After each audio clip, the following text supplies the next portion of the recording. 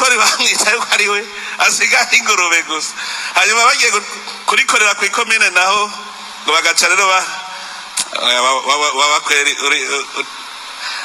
ugiye kurikorera naho ngo burugumesere ngo agaca abanza kubashira hajya mukabanza mukamubyinira ngo mwaje gukora iki mwambwamwe ngo twaje kurondera ikori twebwebwa ngo mwaraririye mwambwamwe ngo twaraririye twebwebwa zirakubita amababa ngo birakeye turya yantama intama ikirikagura isaki irasubira kubita y'amababa.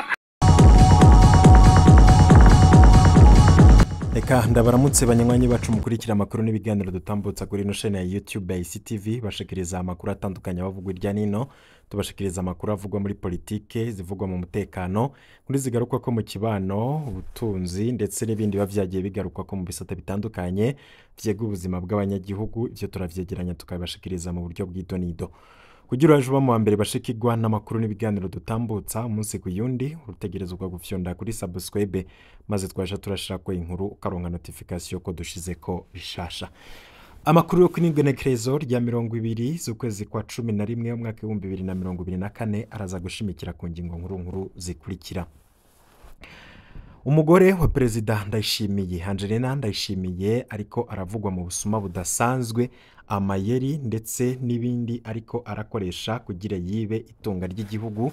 Muraza kumva ibiriko birabera mu biro vy'umukuru w'igihugu ndetse n'ivyo Perezida Ndayishimiye n'umutambukanyi wiwe bariko barakora. Benshi bavuga ko igihugu camaze gushika ku mfiro aho n'abategetsi basigaye bakora ubusuma ku murango izuba riva, mu gihe Perezida Ndayishimiye yirigwa aratuka abandi mu ndongozi abagiriza ko aribo bishe igihugu, abagiriza ko aribo bagomba gutembagaza igihugu, akabagiriza kurya ibiturire, akabagiriza kwica igihugu, akavuga ko mbere hari n'abagomba kumutembagaza. Ariko nanone nawe nyene akabavugwa muri ivyo bintu vy'ubusuma. Benshi bakabona ko igihugu c'u Burundi camaze gupfa. Murano makuru muraza gukurikira ibivugwa kuri Angelina Ndayishimiye.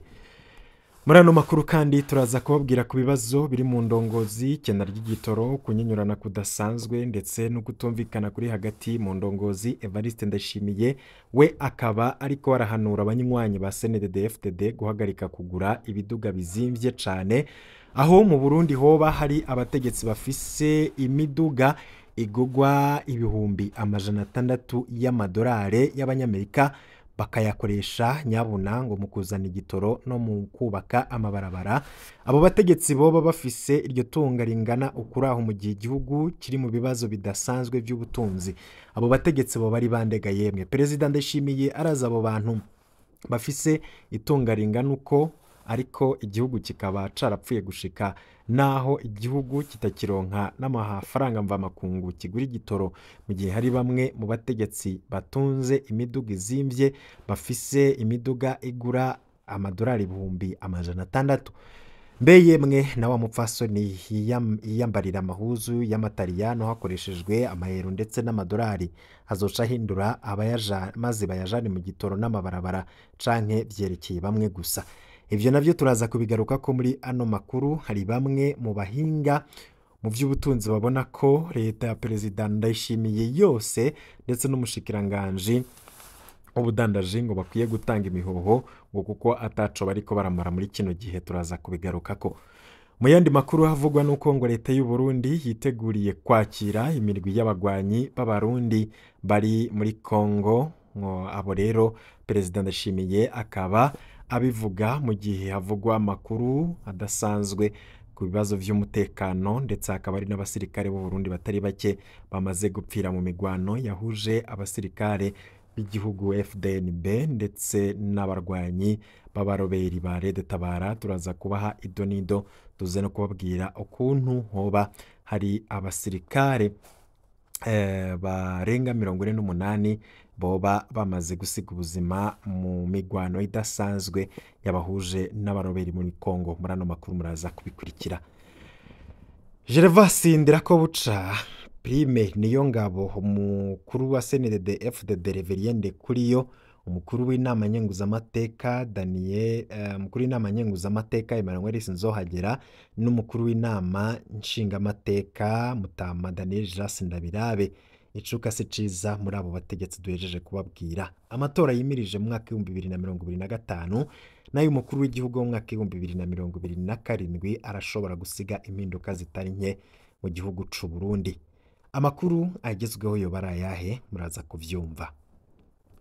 Izo ni impfunyapfunyo mu makuru twabateguriye, mu kanya muraza gukurikira ido nido ryano makuru yose mu buryo buramvuye, n'amakuru tubashikiriza inyuma y'akano karuhuko.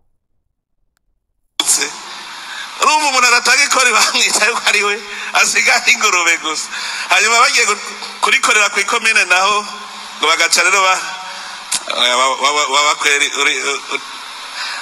ugiye kurikorera naho ngo burugumesere ngo agaca abanza kubashyira hajya mukabanza mukamubyinira ngo mwaje gukora iki mwambwamwe ngo twaje kurondera ikori twebwe bwa ngo mwaraririye mwambwamwe ngo twaraririye twebwe bwa ibanze kubera ikori gusa kandi waca witwa ko waririye ntuze ari ubukene.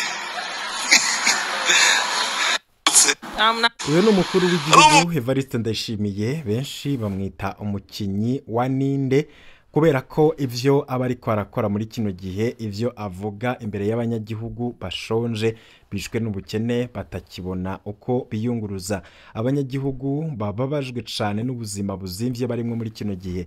Umukuru w'igihugu akiregwa aratera inkuru zo gutebura, benshi babona ko ari ukubatamba ku mivyimba kuko batabona ko igihugu aho kiri muri kino gihe ari aho umukuru w'igihugu ashobora kwaduka akaja ngaho akaja gutebura ibintu bimeze nabi cane, aho benshi bavuga ko ibi bintu atari abaperezida benshi babishobora ku isi nk'ivyo perezida Ndayishimiye ariko arakora. Siyo nkuru tugira tuvuge, tugira twigarukire ku bibazo bihanze abanyagihugu ndetse n'inkuru zidasanzwe ziriko ziravugwa cane.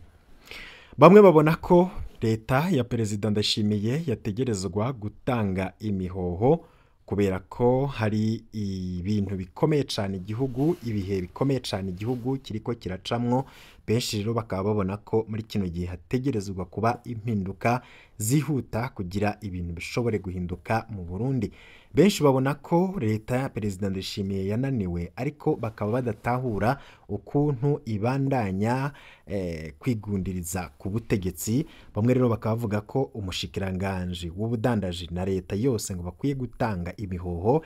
Ivyo bivurwa na Gabriel Rufyiri arongoye ishirahamwe Orikome, aho asaba umushikiranganje wa mbere na leta yose gutanga imihoho kuko biboneka ko bananiwe guhagarika iduga ry'ibiciro riteye ubwoba ku vyankenerwa. Rufyiri ati ikiranga umugabo nyawe iyananiwe atanga imihoho. Gabriel Rufyiri arongoye ishirahamwe gishinze kugwanya igiturire n'isesagurwa ry'amatungo ya leta, yararemesheje ikiganiro ku bamenyesha amakuru, aho yagaragaje ko hari iduga riteye ubwoba ku vyankenerwa. Ikibabaje ku bwa Gabriel Rufyiri nuko biriko biba, hakaba rero habuze ubihagarika, hakanabura n'inyishu irama ku bategetsi muri kino gihe ataco bariko barakora kuri ivyo bibazo. Rufyiri we arabaza ati none leta iriko irakora iki? Umushikiranganje w'ubudandaji ariko akora iki? Abanyamigambwe bariko bakora iki? Uwarongoye Orikome abona ko umushikiranganje w'ubudandaji yopfuma atanga imihoho, abarundi bose bakabibona, mbere na leta yose yotanga imihoho mu gihe bose baboneka ko bananiwe guhagarika iriduga ry'imonogoje. Agira ati icerekana umugabo iyo ananiwe atanga imihoho. Ku bwa Gabriel Rufyiri asanga iriduga ry'ibiciro ku vyankenerwa bifitaniye isano kandi ngo nibura ry'amafaranga y'agaciro, agasanga ko ibanki nkuru y'igihugu ko yova mu biro vy'umukuru w'igihugu maze ikigenga, ko ariho ibintu bishobora kumera neza. Uyo ni Gabriel Rufyiri. Gabriel Rufyiri ariko nawe muri kino gihe aravugwa cyane ko yegereye umugambwe CNDD-FDD. Murazi ko benshi bavuga ko yo bari muri opposition, ariko muri kino gihe ngo akaba akunda kubonekwa mu bikorwa vy'umugambwe CNDD-FDD. Biboneka ko rero ngo Gabriel Rufyiri ngo nawe yabaye nibyo kubera ko ubutegetsi bwamaze kumwigarurira. Ivyo nivugwa n'abantu bamwe n'abandi baravye ukuntu Rufyiri muri kino gihe asigaye avuga gake kandi ku bibazo byo mu gihugu akaba yaramaze igihe kitari gito atagira ico avuze, ahubwo akaba yamaboneka mu bikorwa byo gushigikira ubutegetsi buhari muri kino gihe. Ivyo navyo tuzobigaruka ko mu makuru yacu yo hanyuma.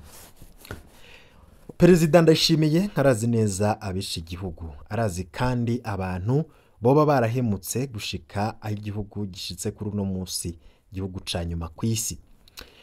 Ibintu ntivyoroshe. Perezida Ndayishimiye yavuze ko hari ibifyoti vyoba vyarishe igihugu. Bunyoni yarabogojwe muri Nyakanga mwaka w'2022 hahindutse iki mu Burundi. Imyaka 2 n'amezi 2 biraheze General Lengiyome Bunyoni abogojwe mu mabanga y'umushikiranganje wa mbere wa leta y'u Burundi. Ayo mabanga yayamazemwo imyaka 2 n'amezi 2 nyene.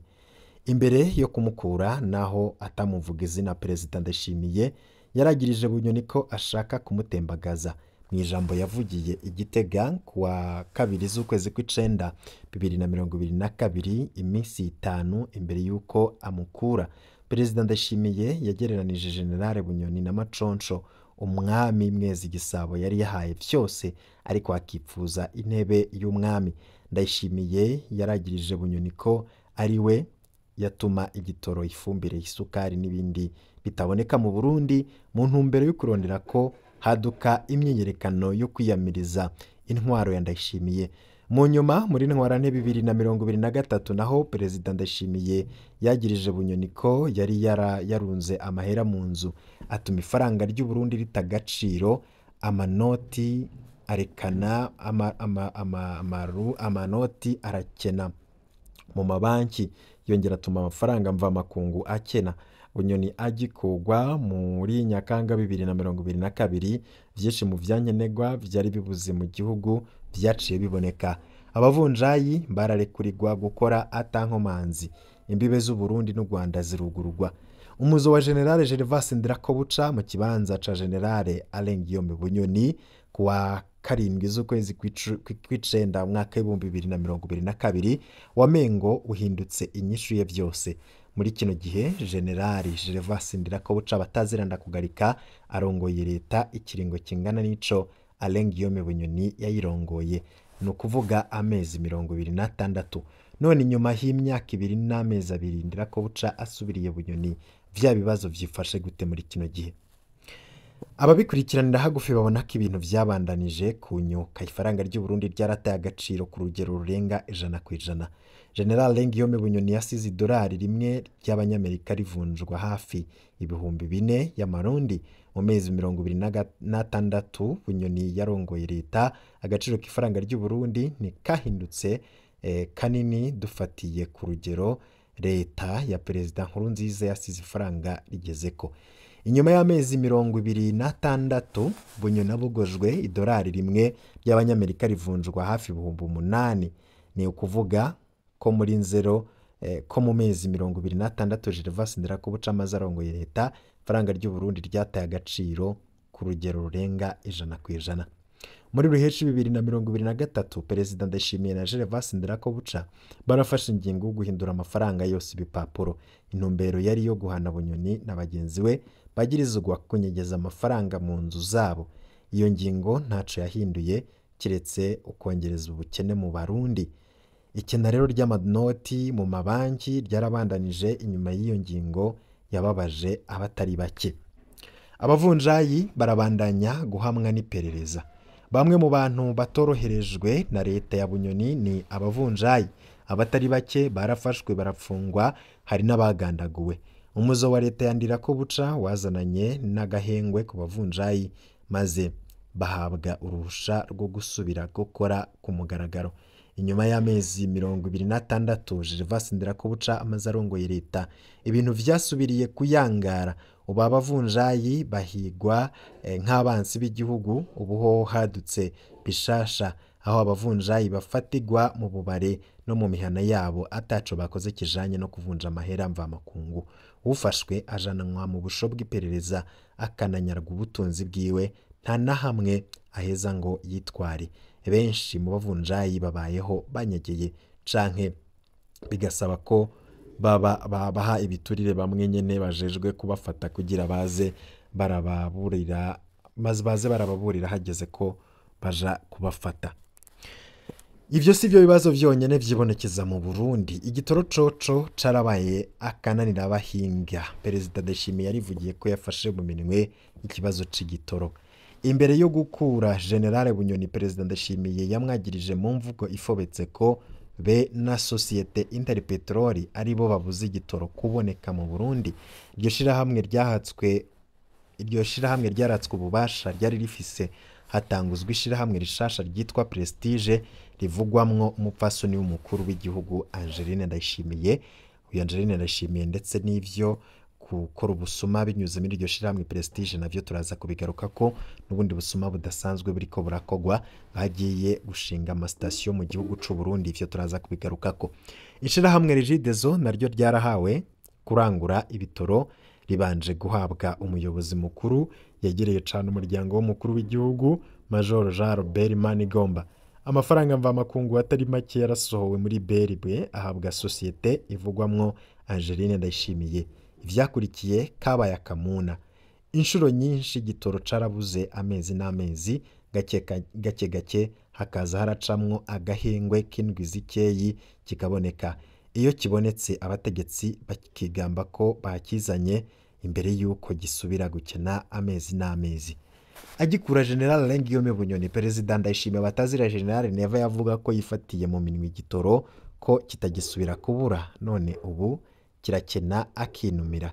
Gervas Ndirakobuca we imbere y'inama nshingamateka yaremanze ko ikibazo c'igitoro kimurengeye atari we akibazwa. Vy'ukuri ibijanye n'igitoro vyarunyutse mu mezi 26 ya leta ya Ndirakobuca kurusha uko vyari vyifashe kuri leta ya Bunyoni. Ifumbire yasubiriye gukena. General Bunyoni yakuwe yagirizwa ko ari we anyegeza ifumbire ya FOMI kugira hatere inzara abarimyi bagumuke. Inyuma y'amezi 26 Gervas Ndirakobuca arongoye leta, ifumbire yarasubiriye gukena mu gihugu cose. Abarimyi bavuga ko bamaze amezi 3 barishe ifumbire, none igihe co kuyikoresha kiriko kirarengana batayironse cancane iyo bita ire. Mu makomine amwe y'igihugu nka Mabanda na Nyanzarake abarihiye ibiro 50 bategekwa gusangira ari 10 umufuko umwe gusa w'ibiro 50. Aho rero udupapuro twerekana ko barishe baca batwakwa kugira ntihagire ico bazosubira kubaza. Ifumbire yo guha abanyagihugu irabura, ariko mu mabutike ho ikaba iruzuye ku biciro vyo hejuru cane. Bamwe mu begereye FOMI baraye batwandikiye ko ifumbire yuzuye mu bubiko bwa FOMI, ariko ko batagira amazutu yo gushira mu miduga yunguruza ifumbire. Baremeza ko bafise n'ikibazo co kubura amafaranga mvamakungu yo kurangura matière première. Isukari yasubiriye gukena. Igihe Bunyoni yabogozwa muri Nyakanga 2022, isukari yaciye isubira kuboneka ukuri kwamye mu gihugu cose, ariko vyamaze umwanya urumera. Mu mezi 26 Gervas Ndirakobuca amaze arongoye leta, isukari yarabuze kenshi cyane mu gihugu. Mu nyuma leta yararekuye ko isukari yo hanze yinjira atamakori irishe. Ntivyatevye ishirahamwe Sosumo ryaciye riduza igiciro c'isukari ku rugero rw'akataraboneka. Ejo bundi Perezida Ndayishimiye yategetse ko ico giciro kigabanuka, abarakweze ko isukari isubira gukena. Mu bubiko bwa Sosumo isukari iruzuye, ariko mu mihingo myinshi y'igihugu isukari irakenye. Ikibazo gikomeye cane. Bibeza Burundi n'u Rwanda zirugaye. Ntago ari ico conyene cakozwe, ahubwo abategetsi babandanya gukwiragiza n'amajambo y'urwanko ndetse no gufatanya n'abagwanya ubutegetsi bwa Kigali. General Bunyoni yapfuye gukugwa. Imbibe z'Uburundi n'u Rwanda zari zugawe mu ntwaro ya Nkurunziza zica zirugururwa mu buryo butangaje. Nta tangazo rya leta ryabayeho, abantu bagiye babona ku rubibe harengana. Ico gihe imbibe zugururwa, abantu benshi bibajije ko Bunyoni ari we yari intambamyi kwiyugururwa ry'imbibe. Nyuma y'amezi 26 Gervas Ndirakobuca amaze arongoye leta, imbibe zarasubiriye kugara imbibe vyakweza ubukene ku mipaka. Abanyagihugu ba hafi y'imipaka baridoga cane kubera bahora bashora ivyabo mu Rwanda. Uburundi bwarahomvye amafaranga ava makungu bwakura mu rudandazwa n'u Rwanda be no mu bidandazwa vyaca muri Tanganyika bija mu Rwanda. Abandi bahagorewe n'abarwayi bo mu Burundi bakenera kuja kwivuza mu Rwanda hamwe n'abadandaza baja kurangura mu Buganda bahora boroherwa no guca mu Rwanda. Akarenganyo n'urwanko birabandanya mu gihugu. Mu mezi 26 General Bunyoni yamaze arongoye leta vyaramunaniye gutunganiriza indiri z'inzirakarengane zuzuye amabohero y'u Burundi, guhonyora agateka kazina muntu harimwo kunyuruza abantu bakabugwa irengero no kubareza igufa abapfungiwe mu iperereza vyari vyarimunogoje. Bunyoni yakuwe muri Nyakanga 2022, kunyuruza abantu bisa n'ivyagabanutse gose muri 2022. Mu mezi 26 Gervas Ndirakobuca amaze arongoye leta nta cakozwe ngo ivyo bintu bihinduke. Kunyuruza abantu bakabugwa irengero vyarasubiriye kwimonogoza muri umwaka wa 2024. Kuboreza igufa abapfungiwe mu iperereza vyasubiriye kuba umugenzo. Igisata c'ubucamanza n'igisata c'akarenganyo gusa. Leta ya Bunyoni ntaco yakoze ngo isubire kunywanisha abarundi batatanye kubera ikingo ca gatatu ca Nkurunziza. Leta Ndirakobuca ndakugarika nico kimwe. Abatemeye ico kiringo babandanya kwitwa abansi b'igihugu. Nta ntumbero n'imwe iriho yo kwiga ingene abanyepolitike, abaharanira agateka kazina muntu n'abamenyesha amakuru bahunze bagaruka mu Burundi. Mu myaka 2 n'amezi 2 Gervas Ndirakobuca amaze ari umushikiranganje wa mbere, nta ntumbero na ntoya yo kunywanisha abarundi yigeze iboneka. Hoba hari igifyoti gishasha mu Burundi? Igifyoti yoba yaragarutse? Igihe General Bunyoni yabogozwa muri 2022 harakoreshejwe imvugo nyinshi zo kumwambura iteka mu kumushirako ivyari bigoye igihugu vyose. Yariswe maconsho, yariswe gifyoti. Inyuma y'amezi 26 arongoye leta, biraboneka ko Gervas Ndirakobuca nawe yananiwe gutora umuti w'ibibazo. Ubutunzi bw'igihugu buri inyuma yaho Bunyoni yabusize. Ubukene bwariyongereye mu Burundi, ubusuma bwarabandanije mu bigega vya leta. Abanyonyezi ntibahanwa. Kuri ubu vyadukiye no mu muryango w'umukuru w'igihugu nkuko tuza kubigaruka ku makuru yacu. Agateka k'umurundi kabandanije gusibangana. Icizere intwaro ya Ndayishimiye yagiriwe n'amakungu igitangira carakorotse gose. Mu mezi 26 General Gervas Ndirakobuca yarananiwe, nkuko leta ya Bunyoni yari ifise ikibazo co kubana na Angelina Ndayishimiye asanzwe yifata nka Burundi canke nyene Burundi, maze umushikiranganje wa mbere akayobegwa ubutwara igihugu wariwe. Niko vyabandanije no kuri leta ya Ndirakobuca. Gervas batazira ndakugarika, umujenerali yaratinyitse cane mu Burundi, ariko muri kino gihe akababoneka ko ibintu vyamucanze nawe atakimenya ico anajejwe, kubera ko igihugu cose kiri mu minwe ya President Ndayishimiye n'umugore wiwe. Ubu hasigaye kumenya gifyoti mushasha wariwe nico bazomukoza. Bazubahuka kumukurako imbere y'amatora ya 2025 canke bazomubogoza kugira basubire gukanga abanyagihugu ngo impinduka iraje. Ibi ni ibibazo bamwe n'abandi bibaza kandi batabonera inyishu ya hafi mu gihe ubutegetsi butaragira ico bukoze. Amaconco nibasubiza inkota mu bwubati. Uburundi bushobora kugenda kuko bazofata hashitse. None umujenerali hari umuntu yo mukara agire kudetaga yemwe. Uwo muntu ni inde?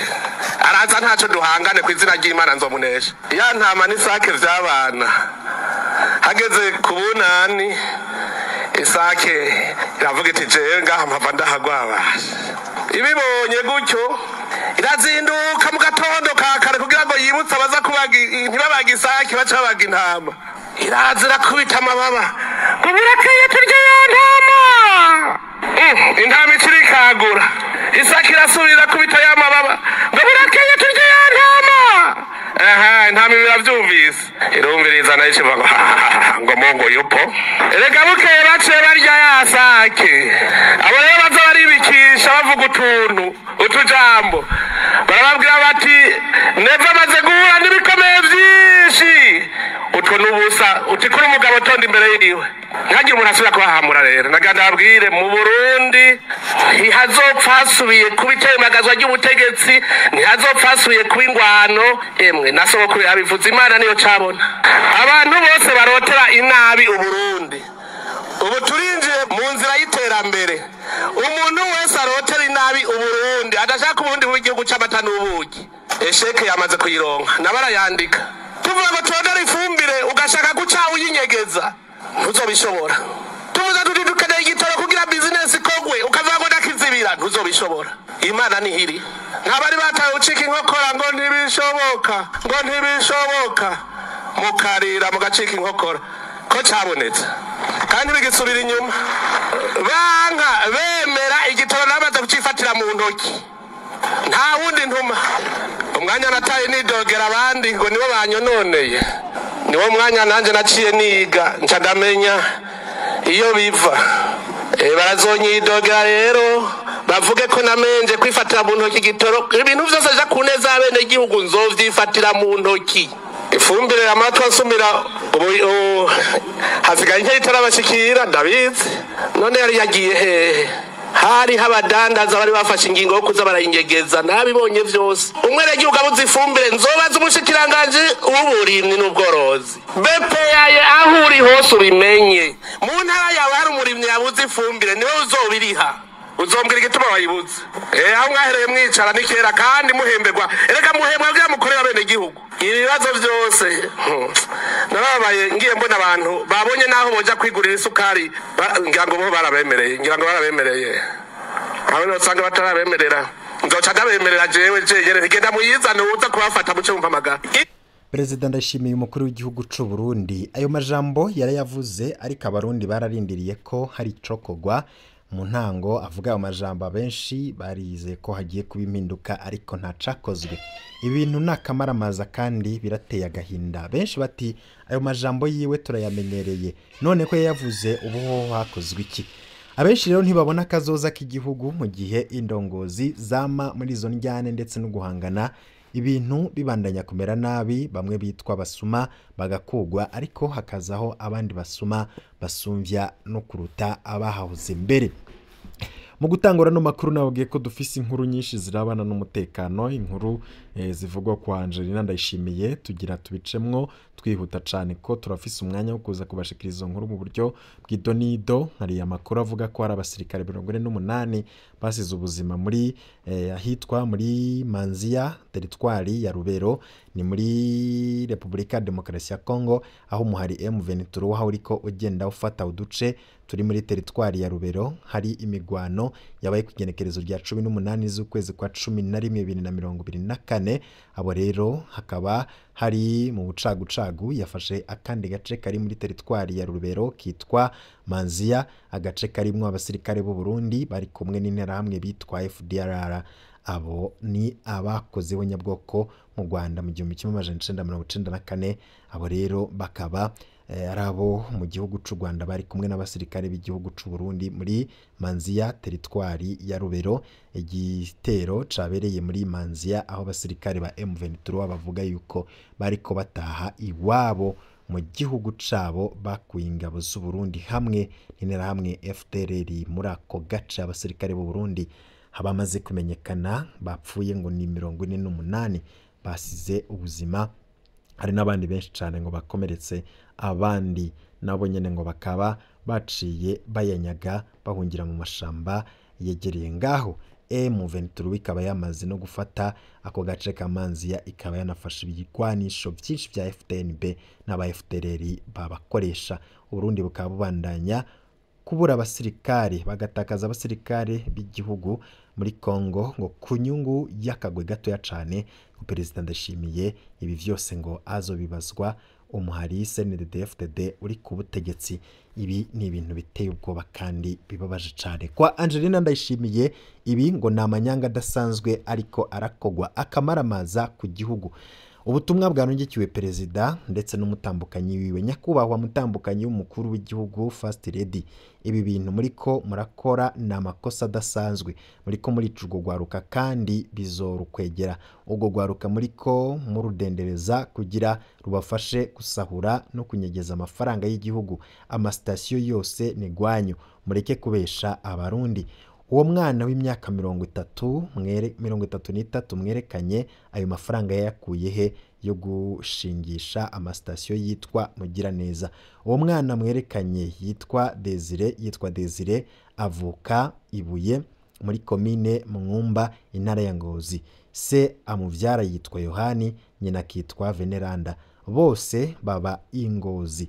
Uwo mwana yahora kw'ipikipiki. Uno munsi murashobora kubahuka kubwira abanyagihugu ko afise amasitasiyo y'ibitoro yiwe yitwa Mugiraneza? Mbega mwibaza ko abarundi batabona ivyo murimwo? Amasitasiyo ni ikintu kiza giturumbuka ku muntu atiteguye. Ibi bintu muriko mukora abarundi bakwiye kumenya ko ari uburyo murimwo bwo gusahura ndetse no kunyegeza amafaranga y'igihugu. Ni navyo muriko mukoresha, ni nako muriko mukoresha uwitwa Fabrice mukamwita intwari kandi muriko mumudendereza. Fabrice ntazi ko mwamushize mu mutego udasanzwe. Impanuro kuri urwo rwaruka. Urwo rwaruka ruriko rukoreshwa ayo manyanga rukwiye kumenya ko bizorukwegera, uretse mu nyuma rushobora no kugandagurwa n'abariko barukoresha, ruzisanga no mu mutego udasanzwe.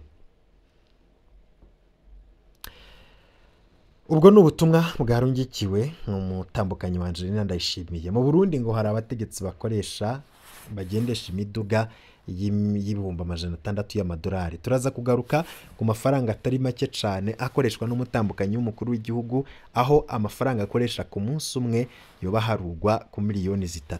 Muri ano makuru turaza kubaha bimwe mu biharuro ndetse n'amakuru adasanzwe avuga kuri Angelina kandi ngo niwe wenyene nyirishira hamwe Prestige ridandaza ibitoro mu Burundi, ariko nanone akaba arahakana karengwa ko atasano bafitaniye n'ishira hamwe Prestige ridandaza ibitoro mu Burundi. Ivyo turaza kubigaruka ko muri ano makuru. Uwo duhejeje kubabwira ariko aravugwa ko agiye gushinga amasitasiyo yitwa Mugiraneza, nayo ngo na Mukaneva. Ayo nayo rero akaba ari karakoresha urwo rwaruka. Uwo musore muriko murabona ngaha akaba yahora agendesha ipikipiki, ariko ngo agiye gushinga amasitasiyo yitwa Mugiraneza. Ivyo byo bije gute? Ntandi hano namwe mushobora kuronka amakuru n'ibiganiro mwene nk'ibi atari kuri chaîne ya YouTube ya SCTV, begeraniriza amakuru yose abavugwa mu bisata byose bigiye bitandukanye, maze ukayakurikira mu buryo bw'idonito. Yafyonze kuri subscribe ubo mu bambere baronka notification. Yaje kwiba bene umugore wiwe nta kindi cyabazanye, bakwiye gutanga imiho muri ano makuru akurikira. Tuze no kubabwira byinshi biriko biravugwa muri ayo makuru nyene araba agezweho. Wafyonze kuri subscribe.